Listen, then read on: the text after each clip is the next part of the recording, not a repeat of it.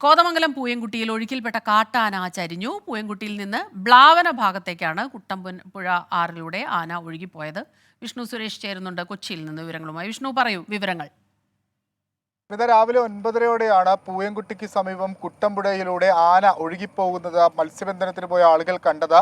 തുടർന്ന് അവർ വനംവകുപ്പിന് വിവരം അറിയിക്കുകയായിരുന്നു. പിന്നീട് നടത്തിയ പരിശോധനയിലാണ് ഈ ആനയുടെ ജഡമാണ് ഇതെന്ന് മനസ്സിലായത്. കുട്ടമ്പുഴയാറിന് സമീപമുള്ള വനത്തിൽ നിന്നാണ് ആന എത്തിയത് എന്ന് മനസ്സിലാക്കുന്നു. ആന ചരിയാനുണ്ടായ സാഹചര്യം എന്തെന്ന് വനംവകുപ്പ് പരിശോധിച്ചു വരികയാണ്. നിലവിൽ ഈ ജഡം കരക്കെത്തിക്കാനുള്ള ശ്രമമാണ് വനംവകുപ്പിന്റെ ഭാഗത്ത് നിന്ന് പുരോഗമിക്കുന്നത്.